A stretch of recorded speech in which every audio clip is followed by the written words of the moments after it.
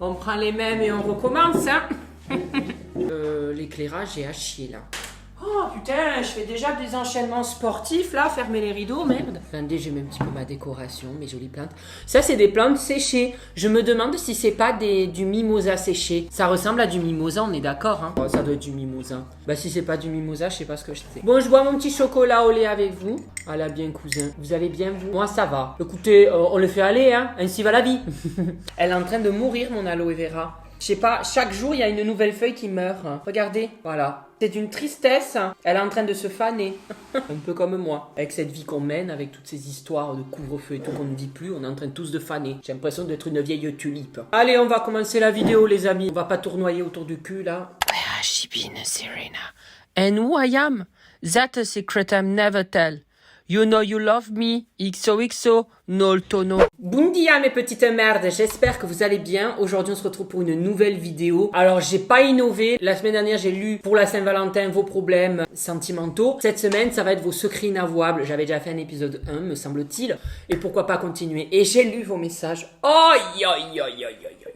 Oh, j'espère pour vous que l'enfer n'existe pas parce que il y en a certains ils vont pas être accueillis sur du Céline Dion, hein. Je préfère vous le dire, hein. En même temps, qui s'enjaille sur du Céline Dion? Moi je préfère m'enjailler sur les démons de minuit. Il m'entraîne au bout de la nuit. Quoique Céline Dion, moi quand je suis bourré, les marabouts d'Afrique. Ah, elle enjaille, hein. Allez, c'est parti. J'ai baisé ma cousine à l'âge de 6 ans. On voulait juste jouer à papa et maman et on a voulu faire pareil, personne ne le sait. Moi, je sais pas si c'est les générations qui évoluent à une vitesse grand V, mais là, moi, j'ai l'impression d'être dans l'Eurostar. Ça va à une vitesse, le gosse, il a 6 ans. Moi, quand on joue à papa et maman à 6 ans, c'était on joue à la dinette. Je savais même pas que le zizi de papa allait dans la zigounette de maman. À 6 ans, maintenant, ils savent ça. Voilà, ça arrive, hein. Non, ça arrive pas. Mais c'est arrivé chez toi. Voilà. Moi, j'ai dit que je ne jugeais pas. Donc, je ne juge pas. Mais enfin... Il y en a d'autres qui te jugeront. Hein. Quand ça te brûlera le cul les flammes de l'enfer, je peux te dire qu'il y en a un qui va te juger. Coucou Nolito, je te fais partager aujourd'hui une histoire drôle. Aujourd'hui, je dois rejoindre des amis à la gare Saint-Lazare. Arrivé là-bas, un étranger m'interpelle. Hey, how are you a star? Flatté, je lui réponds non, I'm not a star, I'm just Chloé. En fait, il me demandait où se trouvait l'Eurostar. La honte de ma vie, mon quotidien. PS, je t'adore, continue. J'adore, moi, les incompréhensions avec les gens. C'est plus drôle. La meuf, elle lui demandait si c'était une star. Ce qui m'était arrivé, mais je vous l'avais déjà raconté, c'était en Martinique. Là-bas, j'avais loué une voiture et le jour où il fallait rendre les clés, le mec il arrive, il me tend la main comme ça pour que je lui donne les clés. Moi, j'ai pas compris, j'ai pris sa main, je lui ai serré la main comme ça, il m'a regardé, il était là. Mais en plus, sa main était pas comme ça, elle était comme ça. Donc ça se voyait vraiment qu'il voulait pas me serrer la main et je l'ai pris comme ça, j'ai fait. Et là, il m'a regardé, il s'est dit mais qu'est-ce qu'il fait? Retour de vacances à Barcelone, je n'étais pas allé aux chiottes depuis 24 heures. Je n'ai pas pu me retenir. Un P est sorti, il m'a fait me chier dessus dans la voiture. Le pire dans tout ça, mon nouveau mec avec qui j'étais depuis un mois conduisait. Il m'a arrêté sur le bord de la route et j'ai dû m'essuyer dans une fourrée avec de la fougère, faute de lingette nunus. Mes fesses en pleurent encore. Déjà, c'est hyper souillant envers soi-même. Enfin, c'est hyper dégradant envers soi-même de se chier dessus. Je parle en connaissance de cause. Alors en plus avec ton boyfriend. Moi, je pense le mec, j'oserais même pas qu'il me regarde après m'être chié dessus. Je le quitte, je lui dis non, c'est bon. C'est même pas lui qui a le temps de me quitter. Parce que je me suis chié dessus, c'est moi qui le quitte. Oh là là, mon Dieu Seigneur, mais la chouma, la honte. Oh, il m'est arrivé une histoire assez similaire, je vais pas vous la raconter là, je l'ai déjà raconté dans une vidéo YouTube comment je me suis chié dessus. J'ai gardé le colis de ma voisine comme le facteur l'a mis dans ma boîte aux lettres. Oh, ça c'est vraiment méchant, hein. Moi des fois ça peut m'arriver d'attendre des heures et des heures. Une fois, je me rappelle, c'était dans mon ancien appartement, je devais recevoir un colis et il avait marqué remis à votre voisin Young. J'avais pas de voisin Young. Ça m'a énervé, c'est pas bien ça de prendre des colis des autres. Salut No, moi j'ai fait pipi au lit jusqu'à mes 18 ans. Le problème c'est réglé quand on m'a mis une sonde avec du liquide dans la vessie, je n'ai jamais su la cause et cela a commencé quand j'avais 6 ans. Oui, pour moi c'est inavouable et c'était la honte de ma vie. Je dois avouer que personne de ma famille ne m'a soutenu pour ça. Des bisous. Oh ma chérie, bah alors tu sais vraiment il n'y a aucun tabou avec moi. Moi j'ai fait pipi au lit mais très tardivement. Enfin ça m'est arrivé de faire pipi au lit encore vers mes 10-11 ans. Donc tu vois c'est arrivé et il n'y a aucune honte. Écoute c'est comme ça. J'en parle parce qu'il y en a plein qui m'ont dit que la pire honte c'était de faire pipi au lit. Franchement ça devrait pas être une honte. Je pense pas que les gens vont te juger là-dessus. Et s'il y a des gens qui te jugent là-dessus, ben dégage-les hein, franchement. Coucou j'aime ça. Alors moi mon secret c'est qu'en gros, je voulais trop acheter un truc sur un jeu sur tel, mais mon père voulait pas, donc j'ai pris sa carte et j'ai acheté tout ce que je voulais, et aussi avec celle de ma mère. Et bref, du coup, voilà, tous mes potes me disent que je suis une thug. On verra si t'es une thug quand maman et papa vont s'en rendre compte sur leur relevé bancaire. Je pense que tu vas moins rigoler, tu vas moins être une thug. Tu vas être une grosse calotte. Je me rappelle quand à l'époque de Secret Story, où il y avait Marie Garé, j'étais fan de Marie Garé. Genre, Marie, c'était tout pour moi. C'était, fallait qu'elle gagne. Et genre, j'avais pris le portable de ma mère, le portable de mon beau-père, et le jour de la finale, j'ai envoyé plein de messages pour qu'elle gagne et ça marquait. Merci de votre participation. Merci de votre participation. Et ça s'arrêtait pas. Bon, mon beau-père l'a jamais su, ma mère non plus. J'ai dû voter au moins 15-20 fois. Salut, ce n'est pas vraiment un secret inavouable de moi, mais pour l'histoire est assez gênante. Je travaille sur l'ordinateur de la maison tranquillement, qui se situe dans le salon avec canapé et télé. Mon père, passionné de Seconde Guerre mondiale, regarde un documentaire. On est tranquille et ma mère arrive et dit ce n'est pas très romantique comme programme. Je trouve cela bizarre car mes parents ne s'entendent pas très bien. Ils s'installent sur le canapé en position cuillère. Bizarre encore, mais je me dis, ce rabiboche et c'est cool pour eux. Je continue mon très long travail sur l'ordinateur. Du coin de l'œil, je vois mon père qui essaie de mettre quelque chose dans l'arrière-train de ma mère. Je me dis que c'est pas possible, ils feraient pas ça devant leur fils. Ma mère attrape quelque chose au niveau de l'entrejambe de mon père et se le met. Je commence à paniquer car plus les minutes passent, plus c'est horrible. Je dois continuer mon travail qui est vraiment très long. Au bout d'un moment, je vois mon père qui commence à tirer les cheveux de ma mère un peu.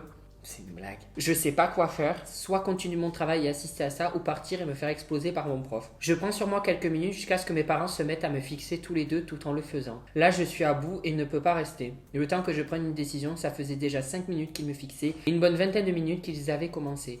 Je décide de partir en courant dans ma chambre et m'asseoir sur mon lit. Depuis, dès que ma mère dit ce n'est pas très romantique comme programme ou qu'il s'allonge en cuillère, je panique et pars en courant. Mais c'est quoi ce délire? Non mais tes parents, je juge pas, mais je vais juger. Tes parents, ils ont un grain dans le cerveau là, c'est pas... Qu'est-ce qui se passe? Là, il y a quand même un lourd problème. Hein. Je ne veux même pas imaginer la situation parce que là, je suis pas bien. Ça m'a remonté mon chocolat là. J'ai pas les mots. Vraiment, j'ai pas les mots. Là, on arrive à un point de non-retour. Alors, tout va bien quoi. Papa, maman, les gars, désolé, j'ai juste envie de prendre ma saucée quoi. Coucou, alors moi, ça s'est passé en 6e et un gars m'a harcelé sur mon physique. En même temps, puberté, les corps changent. Un jour, j'en ai eu tellement marre de lui que j'ai raconté à tout le monde qu'il m'avait tabassé, mis à terre coup de poing devant un bus et que personne n'avait rien fait pour me défendre. Au final, ça a fini en justice, un casier judiciaire et un voyage en HP, hôpital psychiatrique. C'était sa parole contre la mienne, on ne le croyait plus, je pouvais dire ce que je voulais. Voilà, aujourd'hui d'un côté j'ai un peu honte, mais je pourrais jamais le dire à mes parents, sinon c'est moi qui vais finir en hôpital psychiatrique. Et en même temps, non mais oh, on ne s'attaque pas à moi comme ça. Et d'un côté, j'ai bien aimé ma vengeance qui se mange froide, pour enfin le faire payer de tout ce qu'il m'a fait. Ouais mais c'est quand même aller hyper loin. Enfin je veux dire, je veux pas minimiser ton harcèlement. Genre, t'as été harcelé et tout, et une petite claque dans sa gueule, ça aurait peut-être lui remis les idées en place. Je veux dire, c'était en 6e, il avait quoi, 11 ans du coup, 11-12 ans. Oh, Seigneur, le mec il a quand même été en hôpital psychiatrique, mais toi, je sais pas lequel des deux ira en enfer, mais peut-être vous allez vous passer le salam en enfer, hein, les deux. Hein. Parce que l'un et l'autre, ça lui aura servi de leçon, mais j'espère que ça lui a pas ravagé le cerveau, parce que quand on va à un hôpital psychiatrique, des fois, avec les cachets, tu en ressors pas. Tu sais comment t'y rentres, mais tu sais pas comment t'en ressors de là-dedans. Salut No, j'espère que tu vas bien. Bon voilà, pour cacher à mes amis mon homosexualité, vu qu'en Algérie c'est tabou, je me suis inventé une petite copine. J'ai créé un compte Insta où j'ai mis des photos de ma cousine qui habitait en Amérique et je crée des discussions avec elle. Et lors de la Saint-Valentin, une amie à moi voulait absolument la rencontrer. Et je sais pas ce qui m'a pris, j'ai peur là. Je sais pas ce qui m'a pris, je lui ai dit ok et elle m'a proposé un double rendez-vous. Elle avec son copain et moi avec ma copine imaginaire. Et elle m'avait proposé de lui acheter une bague pour la lui donner au resto. J'ai dépensé l'équivalent de 120 € pour une bague de merde. C'est mon ami qui l'avait choisie. Pour qu'au final, le jour de la Saint-Valentin, je reste tout seul dans le resto avec mon ami et son mec à attendre une meuf qui n'existe même pas avec une bague dans ma poche. En train de me faire chier. J'ai simulé un malaise en plus de gâcher sa fête à mon ami, moi je l'ai passé à l'hôpital. Alors des fois, vous savez, on part dans un mensonge et on n'arrive pas à en sortir, mais là, t'as pas réussi du tout à en sortir, t'es resté bloqué, hein. Mais t'imagines, pendant le repas, elle arrive quand ta copine? Je sais pas, elle met du... Mais t'as poussé le vice. Après, vraiment, je juge pas. Des fois, ça dépend de nos familles et tout, on peut pas... Enfin, c'est plus compliqué de dire l'homosexualité et tout. Madre mia mariposa. Là, ça a été quand même hyper loin. Et je suppose que ta pote, elle sait toujours pas. Genre, elle l'a pas vu à la Saint-Valentin. Et... Courage, voilà. Je te souhaite courage pour sortir de ce mensonge. Et j'espère que, à un moment donné, si jamais tu en ressens l'envie, tu pourras le dire et que ça se passera bien. Voilà. Coucou Nolito. Donc, mon secret, inavouable en fait, tu vois, j'ai été une semaine chez mon pote. Mon pote est hétéro et moi gay. Et son père gay. Bon, je vois déjà venir, tu t'es tapé le père. Vraiment, dans le jeu des 7 familles, je suis bon moi ce jeu, donc je me doute que tu t'es tapé le père. Mon pote est parti faire quelques courses pour le soir, voilà. Et son père est rentré dans la chambre. Oh, et je lui ai dit que j'aimerais le sucer. Oh, ben voyons, c'est ce qu'on dit généralement au père de son pote. J'ai envie de vous sucer, monsieur. Et il m'a laissé le sucer, puis après on a ken et mon pote ne le sait pas. Alors, autant la semaine dernière, Dr Love, je me disais, je peux plus croire aux hommes, autant maintenant, je me dis, je peux même plus croire aux amis. Une de mes amies a fait un rêve érotique hyper chaud avec toi. Si tu peux lui faire une dédicace, elle s'appelle Stéphanie. Stéphanie, bon, je l'ai déjà dit, hein, moi je préfère les frites aux moules de Bouzigues, donc garde-la près de ton rocher, ta moule. Mais écoute, ça me fait plaisir, pourquoi pas, je suis flattée. Si j'ai une vie plus épanouie dans tes rêves que dans ma réalité, qu'est-ce que tu veux que je te dise? Mon secret inavouable, il y a 2 ans, je sortais avec une tarée manipulatrice, pervers narcissique, et même mon cerveau il me disait stop, mais pas mon cœur. Je sais. Le cœur a ses raisons que la raison ignore, mais cette putain de raison, elle devrait ne pas ignorer. C'est beau ce que je dis. Mon cerveau, il me disait stop, mais pas mon cœur. Ce con, il voulait continuer, histoire de bien souffrir. Bref, un jour, elle a acheté une crème pour le visage super chère et elle avait laissé le pot ouvert sur le bord de l'évier. Je suis rentrée et j'ai shoot dedans, vraiment sans faire exprès, sauf que la moitié du pot était par terre et impossible de le remettre dedans. J'ai pris le premier tube qu'elle utilisait jamais, j'ai vu que c'était la même odeur et la même couleur. J'ai tout mis dedans, ni vu ni connu. Sauf que 2 jours plus tard, je l'ai entendu hurler, j'ai vidé le tube de crème épilatoire dans sa lotion à 60 € pour le visage. J'étais plié de rire, mais impossible de lui dire. J'ai toujours gardé ce secret. Mort de rire, donc stop, me juge pas. Moi, c'est une petite vengeance. Voilà, c'était une pervers narcissique manipulatrice, donc si elle peut perdre la moitié de ses poils, et si ça lui enlève 2-3 poils incarnés avec la crème épilatoire, ça peut peut-être la remettre sur le droit chemin. J'ose imaginer la tête qu'elle avait, la meuf, c'était Fantomas, elle avait plus rien sur le visage, il restait plus que le nez, les yeux et la bouche. Franchement, vous êtes drôle. Je supporte tellement pas ma mère qu'un jour, elle m'a énervé, j'ai mis de l'insecticide dans son repas et elle a tout mangé. Non, là, là, je... Pas juger, je sais, hein, je vous dis, mais... là, quand même, enfin... Seigneur Dieu, tu vas tuer ta mère, là. Là, ça va un peu loin, hein. Mon petit secret inavouable, il est simple. J'ai fait l'amour dans une église pendant une messe et on va dire que ce jour-là, c'est pas l'hostie que j'ai sucé. Oui, Satan m'attend à sa droite, en enfer, bisous. Ah non, mais t'attends pas à sa droite, là, il s'attend en face de toi. Il te regarde, il te dit, toi, ma cocotte, quand tu vas arriver, je vais te mettre le briquet au cul, tu vas flamber. Je suis pas croyant, mais un peu de respect, quoi. La seule personne qui a le droit de draguer dans une église, c'est Quasimodo avec Esmeralda. C'est moyen, ça aussi, c'est très moyen. Moi, je lis ces trucs, je me dis, là, je sais pas si un seigneur, mais... Moi, j'accepte pas ça. Je dis rien, mais j'accepte pas. Ah là là, moi, je sais pas quoi faire de vous. Hein. La ravagerie a ses raisons que la raison ignore, disons ça. Il y a un hétéro qui me plaisait de ouf. Oh là, allez, ça part sur un gay qui aime un hétéro. Ma vie, ça c'est ma vie continuelle. J'adore ce genre de truc. Je suppose que c'est parti en couille et que ça n'a pas fini bien. Mais bon, allons. Pendant 6 mois, on parlait, sauf que ce mec-là pensait parler à une fille. Ah oui, non, en fait, non, c'est pas que ça finit bien. C'est pas que ça finit mal, mais on faisait des appels et tout ça. Oui, j'avais créé un faux compte, ça a été ma plus belle histoire. Ah ouais, c'est parti loin là.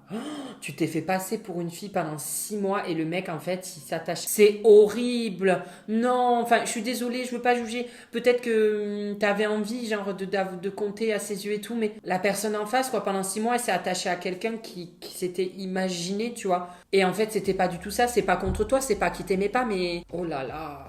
Là, moi je vais vraiment aller prier après la vidéo, même si je prie pas d'habitude, mais là, vraiment, hein, c'est pas ça ce genre de truc. Après, je vous raconte pas mes secrets inavouables non plus, hein. Parce que franchement, ça pourrait être une vidéo en 3 parties. Et le dernier, la dernière fois, mon chéri me paye un massage pour mon anniversaire, je suis allée me faire masser, ça m'a trop excitée, et le massage, oh non. Ton chéri t'a pas offert un massage et t'as pas baisé le masseur. Me dis pas ça, s'il te plaît. En plus, t'es un mec. C'est fort probable. Parce qu'un mec qui se fait masser par un autre mec, ça finit pas en massage normal, ça. On recommence. Je le devine. La dernière fois, mon chéri me paye un massage pour mon anniv. Je suis allée me faire masser, ça m'a trop excitée. Et le masseur aussi, du coup. Je pars à la fin et on arrive... Ah non, c'est bon, ils ont pas couché ensemble. Et on arrive en bas de son bâtiment, il me dit « Je suis dur, si tu veux t'occuper de ma queue. » Du coup, j'ai pas trop hésité, j'ai dit oui, je suis remontée. Mais pourquoi t'es remonté? Pourquoi être aussi corrompu? Merde! Vous êtes des cons! Merde! Je suis remontée, on a fait notre affaire et mon mec en rentrant dit alors, ça s'est bien passé. J'ai été trop mal, mais c'était trop bon.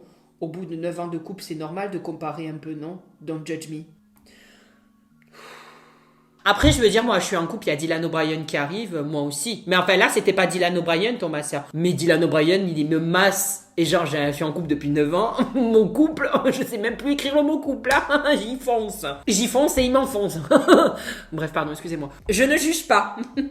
Enfin bref, j'espère que cette vidéo vous aura plu. Moi, ça m'a fait plaisir de la faire, c'était drôle. Et puis voilà, je vous fais de gros bisous mes petites merdes et je vous dis à la semaine prochaine. Bisous. Alors là, tu as mes réseaux sociaux au milieu, Instagram, TikTok et Snap. Pardon. À droite, tu as les vidéos qui plaisent, des vidéos, enfin bref, tout ça, tu as compris de ma chaîne. Ah, sur ma tête, appuie sur ma tête, tu peux t'abonner, c'est super ça. Je suis un véritable youtubeur maintenant. Attention, hein, ça rigole plus.